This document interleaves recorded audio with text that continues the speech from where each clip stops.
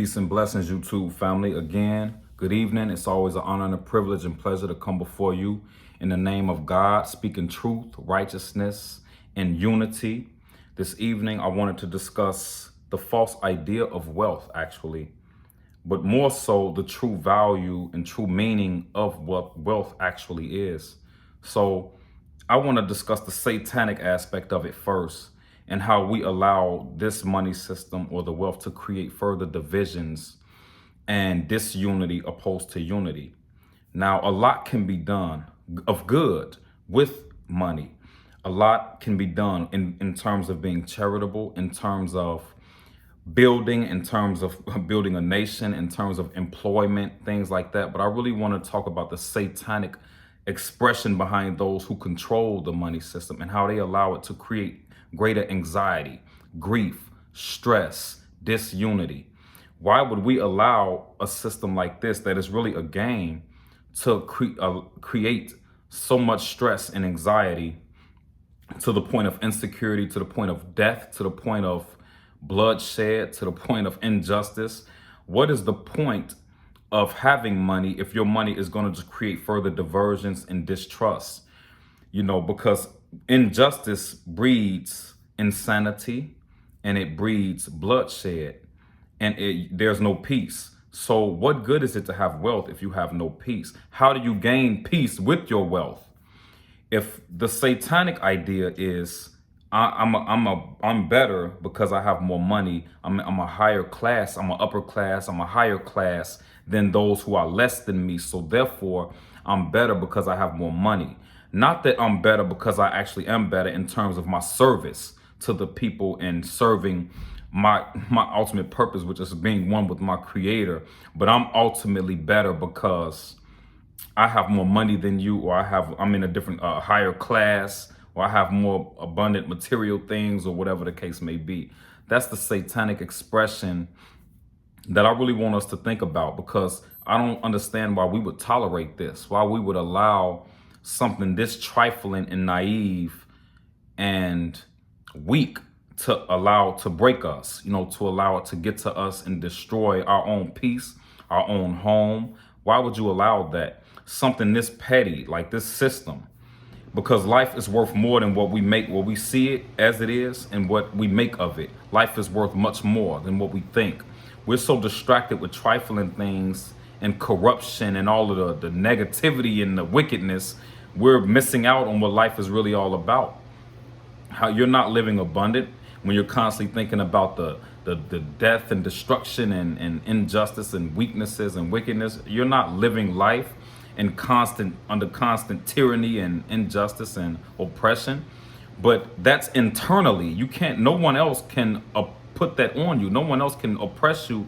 No one else can treat you that way unless you allow it to affect you, because you are the master of this house, this temple that God has given you.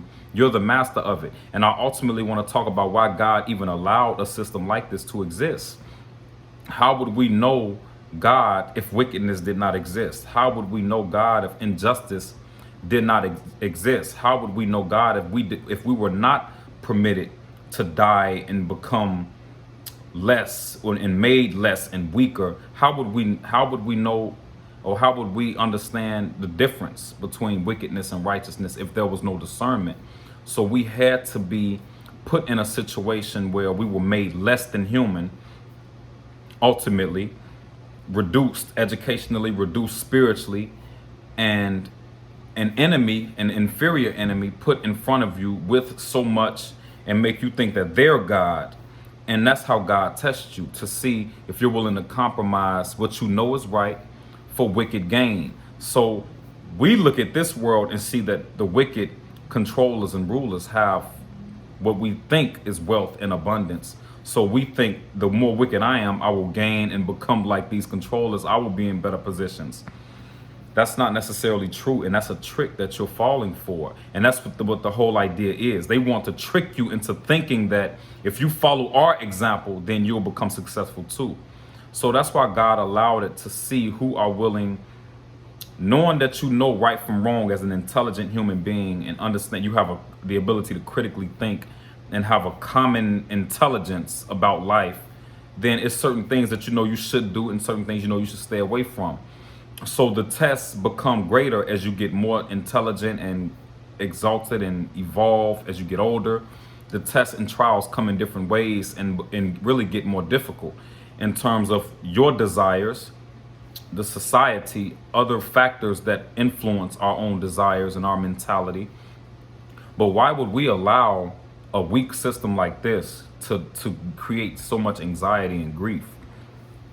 You know, I really wanted to do a live video on this discussion because I really need to gain a better understanding of why we would fall for this trick so hard.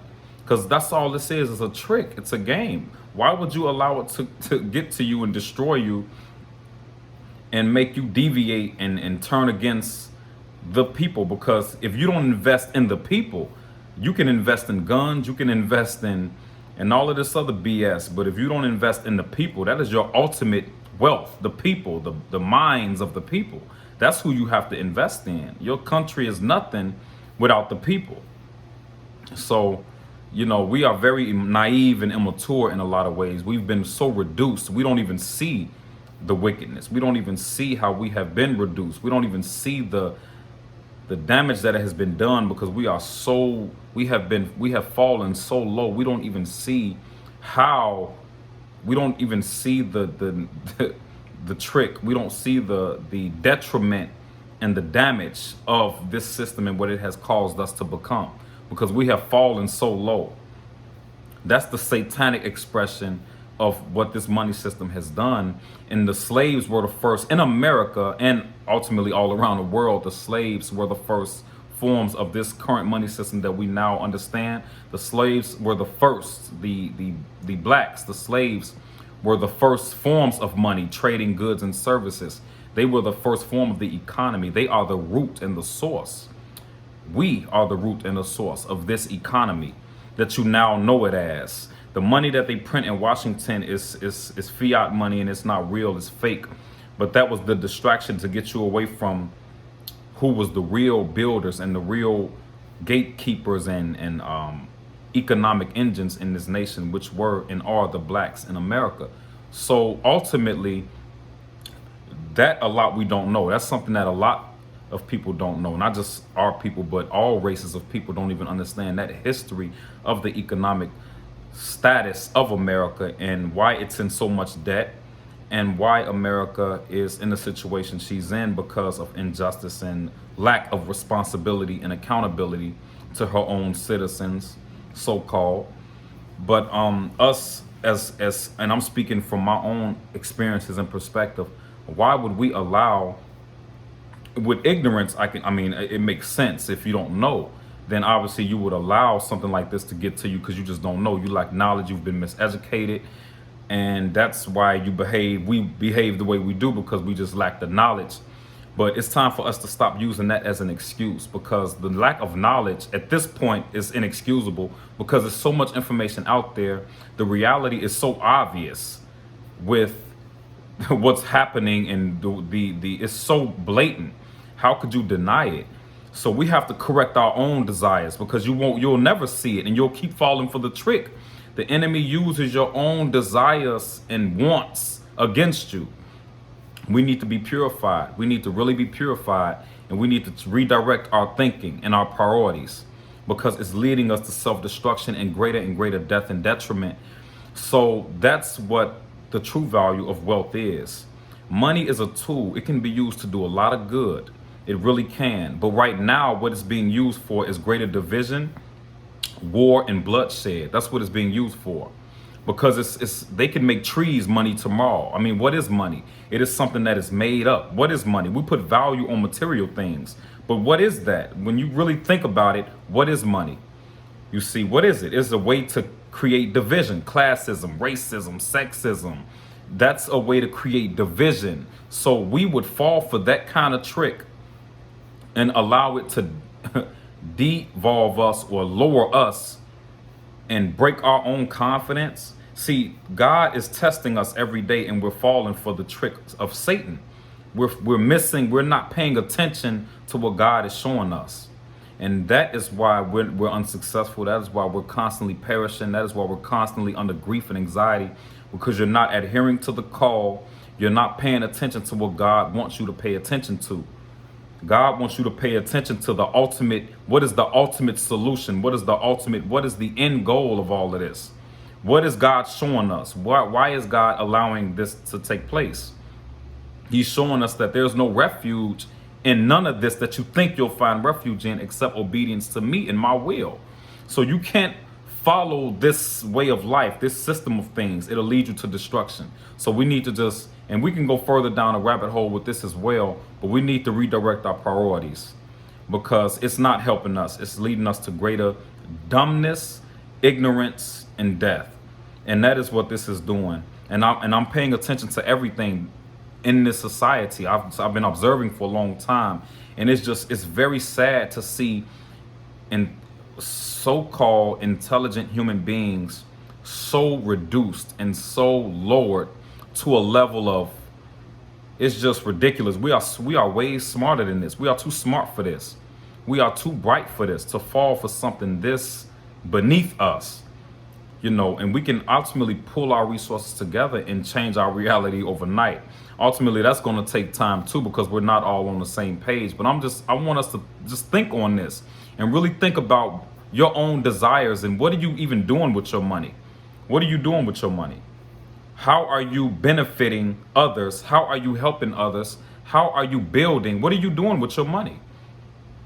What is the point of having money? Just to sit on it? Just to buy more dumb shit? Like, what is the point of having money if you're not going to use it to better the lives of others? You see, be charitable, because God is going to double and triple your blessings, and you're not supposed to do that for God to bless you. But ultimately, why are we so corrupt and greedy and wicked? And see, you don't look yourself in the mirror and see a wicked person. Most wicked people don't look themselves in the mirror and say, I'm wicked. They're just basking in a low frequency, and they're operating out of that low frequency and that low nature on a daily basis, and they're just carrying out wicked practices. But see, once they're raised, then they'll look back and say, I was dying, I was wicked, I'm so glad I changed my direction. They're going to be glad that they were raised. So we need to be purified on a serious level, and we need to understand that life is more than just this carnal, trifling stuff that we make it about. Because this is so immature of us as intelligent grown-ups. This is so immature of us to even consider or even entertain the thought of classism, racism. Do you realize how immature that is as an intelligent human being, as an adult? You don't like somebody because of the color of their skin. I mean, just think about that. You dislike someone because of the color of their skin, or because they lack certain material things, or whatever you think you have that they may not have. I mean, that is a sick, sick reality. And I really suggest to us that we change that direction, because ultimately you will not be successful thinking like that. And you're really sentencing the future generations to death by thinking like that. You're not thinking about the seed that you may produce, or those around you that you may love, that you're affecting by your wicked actions. So you're not in this universe alone. You're not just affecting yourself. You're affecting those around you that you may love. And God tests us with the things we love, not the things we dislike. So we need to become more mature and more intelligent in the way we move in this world, because we're leading ourselves further down the drain. So that's what I wanted to discuss. I didn't really want to go into the history of the Federal Reserve and what most would have thought this video would have been about, the history of the economic system in America, because like I said, it was rooted in slavery. That was the first form of the economy, and that is why it is the way it is. They were the first goods and services. So ultimately, in today's time, we just have to understand our value. We're more valuable than we realize. We have more worth than we realize. We're more intelligent than we think. We're just distracted with corruption and allow our enemies to manipulate our thinking and create our narrative. We can't allow our enemies to create our narrative. We have to be the masters of our own narrative, our own futures, our own environment and atmosphere. Intelligent men have to pull their resources together and build a nation. How the hell are you going to be friends with your open enemy and you're still deprived? You're still suffering injustice and still behind the eight ball. Like we're not men. A lot of us are not men. We're cowards, and we have been made less. So we have to get it together and become better for our women and children and really protect our women and children so that we don't have to keep continuing this on generation after generation. It can stop now if we make that decision to cut it now and start showing more love and less hatred toward one another, because life is much shorter than we realize, and it's worth more than what we make of it. So thank you, YouTube family. It's always an honor, privilege, and pleasure to speak with you in truth and righteousness, and let's feed on that.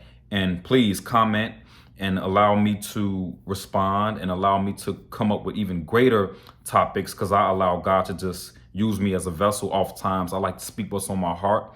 I don't mean to be disrespectful or be controversial or too controversial or not make sense, but I like to challenge us to be greater, to be better, and to inspire us to reach our fullest potential, because our potential is so much greater than what we exercise on a regular basis. So thank you again. Peace and blessings.